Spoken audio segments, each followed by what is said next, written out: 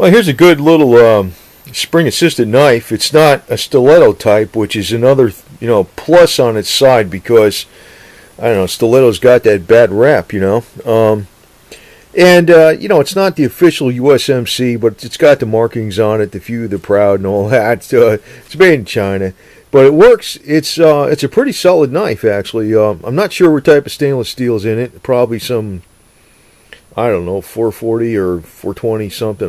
It's not 440B, but it's got the glass breaker on it, and it has. Well, of course, you can see the USMC.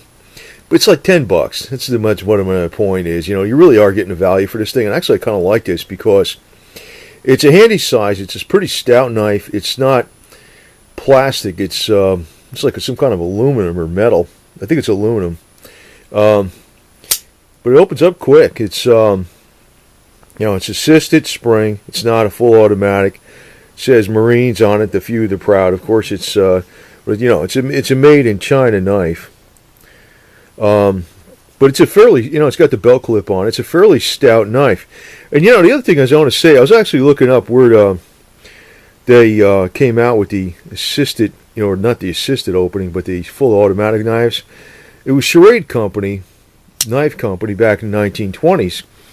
They were sold to fishermen.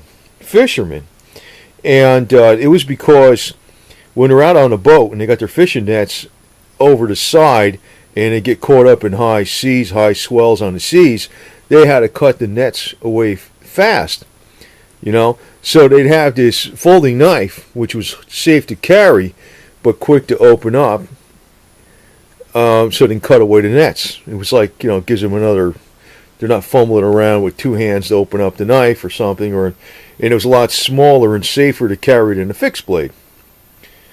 So, but you never see that on Hollywood, because what they did was in Hollywood, and also there was this guy that wrote for a woman's magazine that, some popular ladies magazine. He really pumped up about street gangs and stilettos in the early 50s.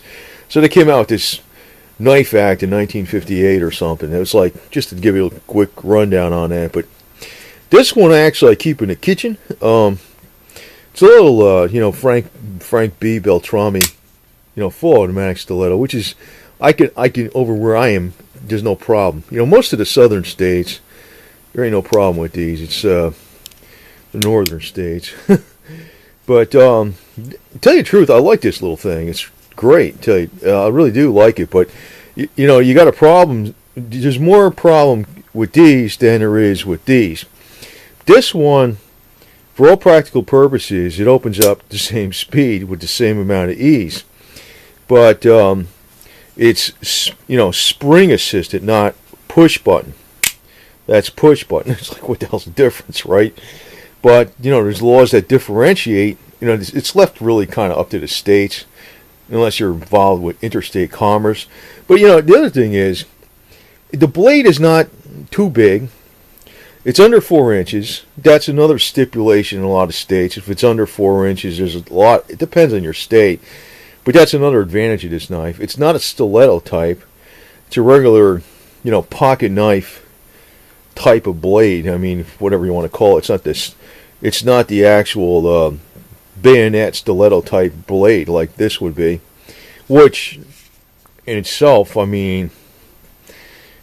got this because it had the serrated edge, which I like for the wire stripping, and I thought, well, that's pretty cool, because I couldn't find any with a serrated edge on it, but till I saw this one in black. Well, whatever it's in black, fine.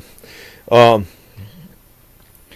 yeah, this one here is like, it looks like a common folder, and you got a good size blade, which probably has more strength to it laterally. I'm not sure how strong the steel is, but you got a lot more on the handle here. Plus, it's a aluminum handle. It looks like it's fairly well built, and with this little, I don't know if you necessarily need to use that for a glass breaker, but sometimes that might be good for doing something that, I don't know what, but that's pretty handy having this on the pommel, where you can hammer something with it. But effectively, it opens up just as quick as the push button. The blade is still under 4 inches, and it's a fairly substantial or wide blade, so it's, a little more strong probably laterally. Yet, it doesn't have that stigma, and also, depending on your state, I mean, they might say this type of blade is under something, some stipulation in the law, whereas this type of blade is not. Then, being under 4 inches, that's another advantage, because sometimes it's over 4 inches, over 5 inches, there's different laws in different states. And the other advantage is, it's spring assisted, so it's not a full, push button. To tell you the truth, this one is a hell of a lot easier to use. But for all practical purposes, it's easier to close too. That's another thing. I notice I like this little bolster lock here, but it's quicker. So to me, it's a little easier. But I guess if you got to use if you have this safety on, you'd have to slide this down first, then hit the button. Whereas this, you don't have the safety on this anyway. You got to push that. So I don't know. But yeah, for $10, it's a steal. To me, it's a great deal. Yeah, it's made in China. I know some people say, "Oh, it's made in China." But what are you going to do, man? People are buying stuff. I think something like this, if you take care of it, you don't abuse the hell out of it. It's an everyday knife. It'll last you umpteen years. And pretty much, I think just about every state, this one's okay. I think. I don't know what state where this is. Probably New York City or something. Most states, this would definitely be okay for most states. And for carry laws, it would vary. I don't know. But then, this is kind of a handy knife. And, the fact is, says, well, Marines on it or something. I mean, I don't know. Who the hell knows, man? Who the hell knows? Because I think all the knife laws, when I looked into them, I said, whoa, these laws are really kind of, I realized where they came from. Drama. They were really started due to drama. You don't hear anything about the automatic knife was developed for fishermen to cut their nets away from the boats back in the 1920s. And here just, a couple decades later, somebody says, oh, it's the gangs are all using them. I'm like, whatever, man. Well, gangs can use a brick, for crying out loud. You make bricks out, bricks and tire iron, bricks a tire iron, right? Yeah. So anyway, that's all I got to say about that. And Mr. Goalie the cat says goodbye and adieu. And anyway, he's camera shy. He's scared of cameras. He wouldn't be scared of a knife. He'd be scared of a camera. He's a freaking funny guy. Anyway, dude, see you later. So it's only the red camera, not the black camera.